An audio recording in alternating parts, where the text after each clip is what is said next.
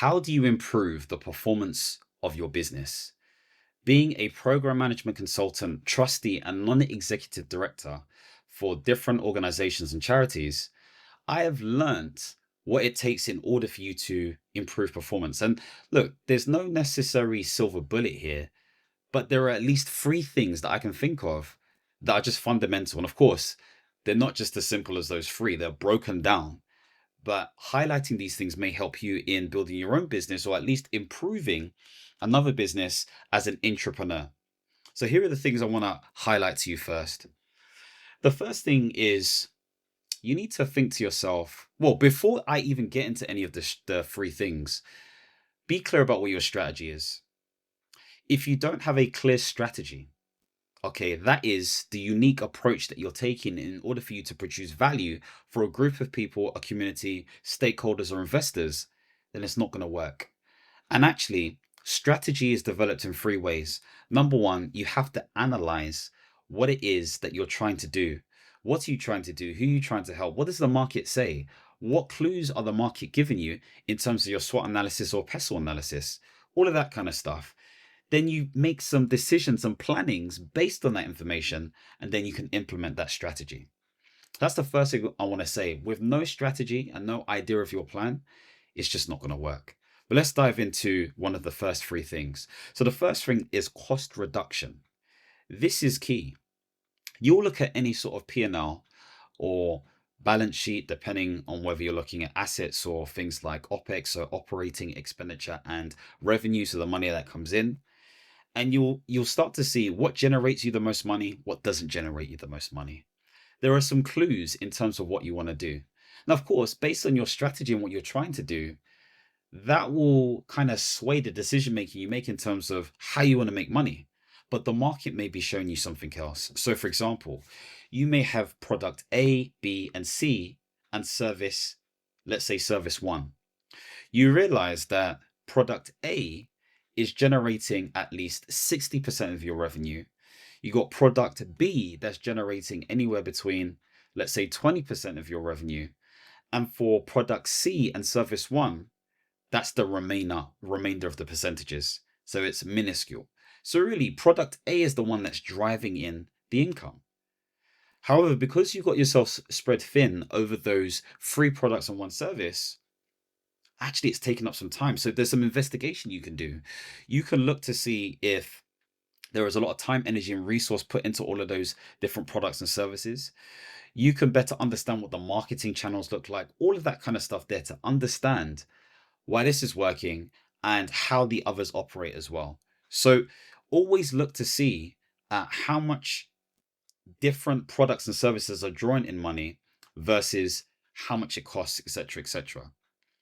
And the approach that we want to take, and I've written down here, is a lean approach. This is not just, I'm not just saying this, like it's a whole methodology in itself. And so lean looks at waste. I believe it looks at 8 different types of waste, which I'm going to go through just to give you an idea. But waste is just a term to describe things that are not necessary, things that either make things less efficient, slow things down, not as effective, etc., etc. And the way to think about waste is to think about Tim Woods. Who the hell is Tim Woods? It's an acronym. So Tim Woods stands for T, which is transportation. So basically, if there are any additional or unnecessary moving parts within a process, can they get removed? Then you've got I for inventory. So this is essentially storing of goods and parts, and etc., etc. So is there a way to, again, is there a better way to store things? Is there a more efficient way to store things? Then you've got M for motion. So this is, again, the unnecessary movement of people. Some of you would relate to this because this may come down to things like, remote working and all of that kind of stuff there. But of course, there are a lot of organizations tied into contracts. So it's a bit political, so to speak. And some old school leaders like to see people in the office. But M is movement. Then the Woods part, W, is waiting. So is there any time or opportunity where customers are waiting? So for example, if it comes down to you've received a lead for whatever reason, okay, they've opted into your lead magnet or they've opted into your survey, etc., etc. Are they waiting a couple of days before they can see you, or can they see you straight away? Okay, within the next couple of hours or within the next day. all of that kind of stuff. Of course, you need to prepare. Then you've got overproduction. So are you overproducing something? Are you overprinting something? How do you know this? This is based on your demand and supply. So do you have too much supply versus what demand is out there? And so you need some analytics to understand exactly what that looks like.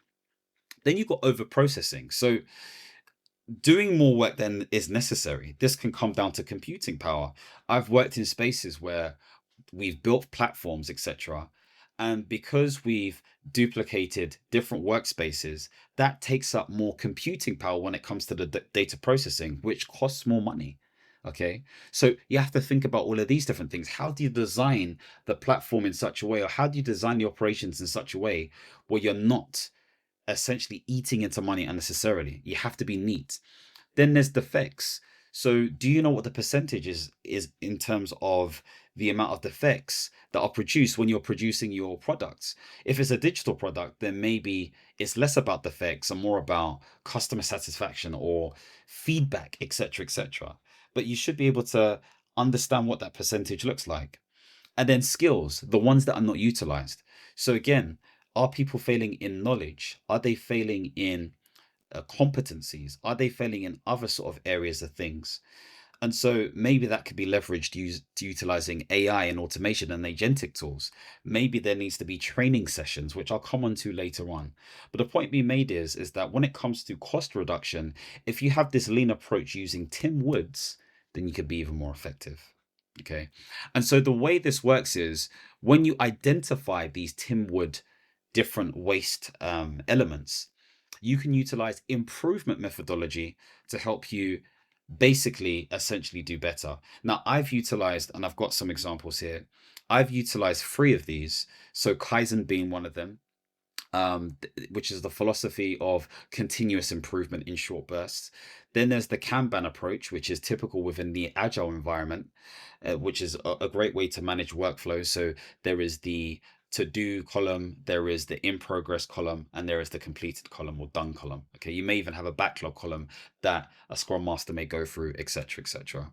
And then the final one that I've utilized is the value stream mapping. I haven't utilized it as much, but it's a tool for visualizing and analyzing your entire process.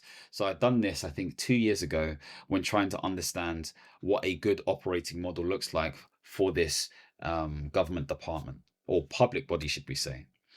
And so these are three ways that I've done. The additional ones that you may want to check out is the 5S model. So it says here, a method for organizing the workspace. So sort, set, in order, shine, standardize, and sustain. And there's the poker yoke method as well, which sounds interesting. It says designing processes in a way that makes it impossible to make a mistake. Well, we're not trying to be perfectionists here, but I guess it depends on what you want to do. This is a really important point. So whether you're a one-man band, a three-person team, or you're a team of 30 or 100, there needs to be an arm of improvement that you're willing to endorse or get involved in. So there has to be a way for you to recognize any sort of waste or ways for you to reduce costs. Okay, so this is looking at your P&L statements, this is speaking to staff, this is analyzing processes, and two, a way for you to implement changes, and have three, a way to continuously improve and review.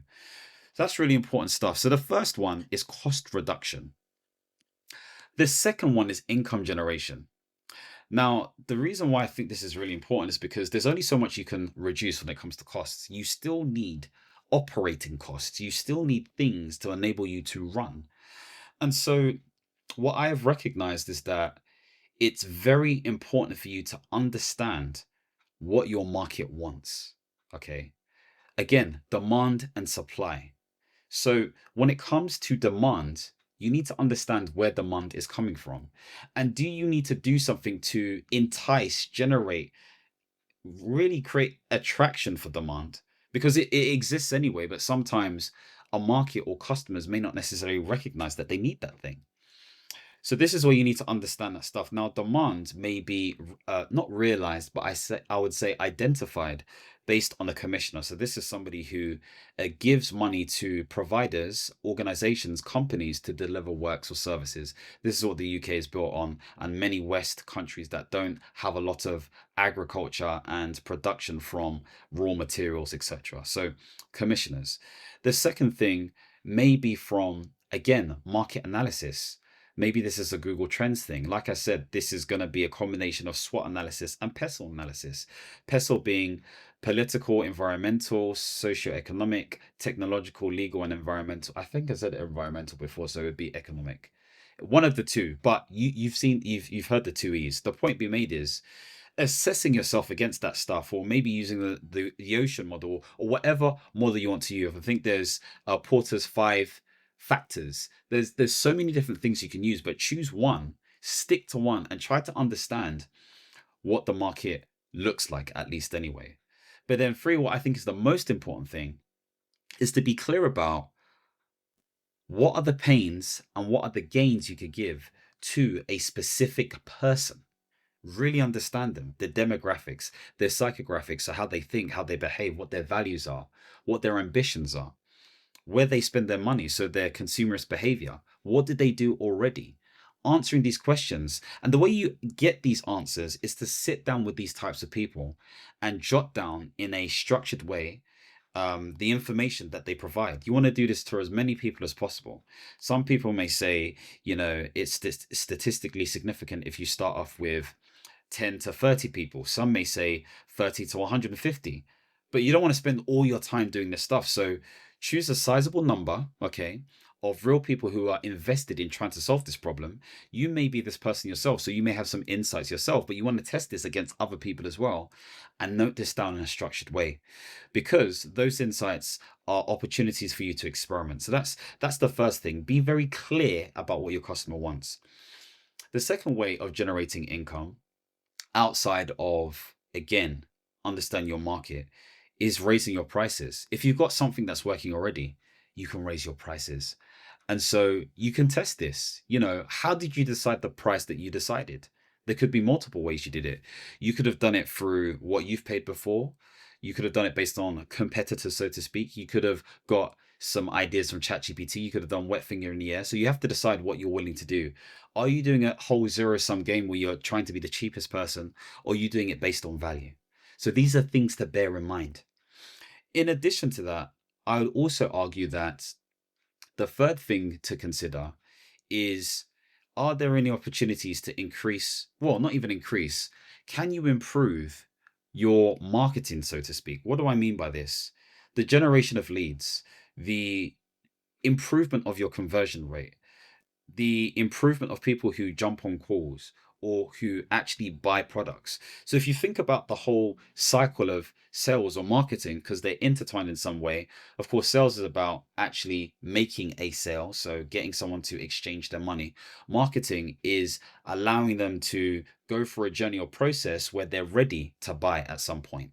So they go hand in hand, but they're not the same thing. So maybe it starts off with some level of awareness. What does that awareness feature look like? Maybe that is social media. Maybe this is going to events. It could be YouTube, all of that kind of stuff there.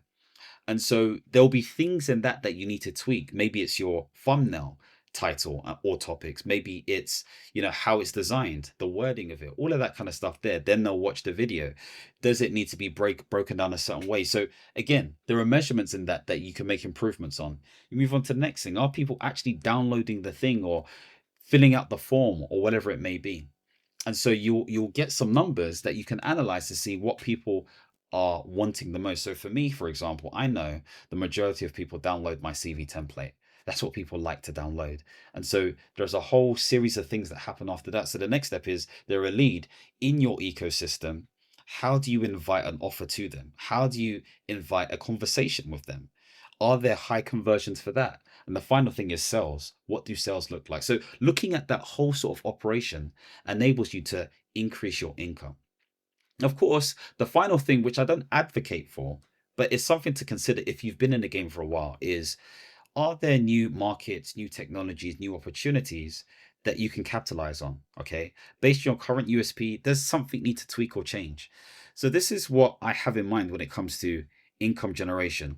But I think to make it as simple as possible, if I've got my notes written down here, is not necessarily to try to sell everything. Focus on the 20 of the 80/20, because like I said before, product A may be the thing that's selling more. And actually see if you can, again, focus on the key vitals of your business. Like, make it as simple as possible. Don't try to overcomplicate it, because this is where we start to get a lot of waste. So that is income generation. The final thing is centered around developing a strong culture.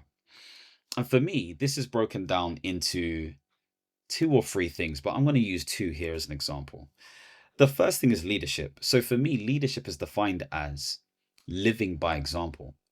And I define leadership based on my mastery performance indicators. That is audacious authenticity. So being yourself. And of course, we understand you can't always be yourself 100% of the time, but you want to get to a point where your self monitoring, i.e., how you monitor yourself, is less, so that you're not always trying to be this person in front of people. Okay. This also comes down to your values, what is important to you, your core values, your ends values, and your means values. So that's audacious authenticity. Then you got crystal clarity. This is your strategy. This is the plan. This is being clear about what it is that you're aiming to achieve and being methodical and structured with your approach. You've got considered communication. So this is how you communicate. This is another way of saying that your EQ, so your emotional intelligence, and your social intelligence, so your leadership and your persuasion, all of that kind of stuff there is on point. So you have a way of increasing or improving your self-awareness, so that you have data to understand how you can improve your management, how you better manage yourself, so you can communicate more effectively. Then you've got voracious vitality. So this is just taking care of yourself. So eating clean, sleeping well, exercising the best you can. You're not trying to be an athlete, but you need to respect your body. And finally, we have perceptive persuasion. This is about persuasion. So really and truly, or persuasive perception, depending on how you see it. This is more about how you're viewed. So getting feedback and getting information from people in order to improve as a person. So this is where you do 360s, reviews, surveys, one-to-ones, appraisals, all of that kind of stuff there. Really important. So you as a leader, you have a responsibility to live by example. The structure bit comes into play by making sure that you have the right policies and management and technology in place to make this work. Now, if we're thinking about things like an operating model, okay, and I may go onto Google to get more information about this, then I would utilize, there's two approaches you can utilize. The first approach I want to talk about is the 7S McKinsey model. Now, the 7S McKinsey model stands for strategy, structure, systems, shared values, skills, and style and staff. Okay. And the way it is sort of like, I'm going to try and find an example so you can see it for yourself. So if I share my screen right now, you will see, oh, you can't see anything at all. So give me 1 second. Let me share this. Let's see what happens. So essentially this enables you to see this model here. So you got skills, strategy, structure, system, staff, style, and shared values. So when it comes to these things here, these are like the hard things. These are things that require you to invest in sitting down, working it out, etc., etc. These things here are more to do with people. So these are the internal things. These are the things that are more softer by nature, require culture, etc., etc.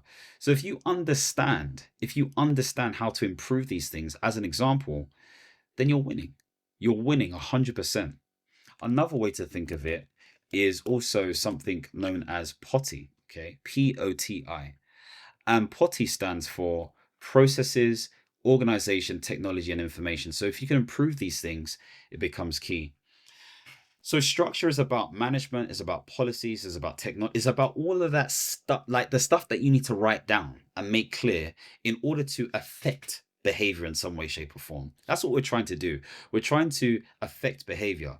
But if you remember seeing on the 7S McKinsey model, and I'll bring that up again, you will see that actually, this is more about shared values is at the center of it. Shared values is at the center of it. And so if your values are not aligned, if you don't all sit down as a group to understand what your values are, i.e. the things that you deem as important, then it's not going to work. But it doesn't just stop at values. it also needs to translate into behaviors. So the idea would be you sit down as a group, okay, and you work out what is important to you based on everything that's happened over the last couple of years, okay? You bring that into the table. You think about your commissioners, you think about your senior stakeholders, you think about all of these things, you think about your customers, and then you write down key things and then you whittle it down. Those values should tell you something about how you need to behave. And so those values should turn into sentences that express behavior that you're expecting to see. And so then you can reward behavior that you see. It's measurable by nature. And so this is how we do it. And so that is pretty much it.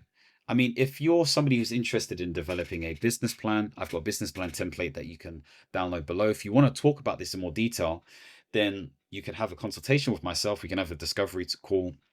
We can talk more about this stuff, and then we can see where I can help you become more effective within your business.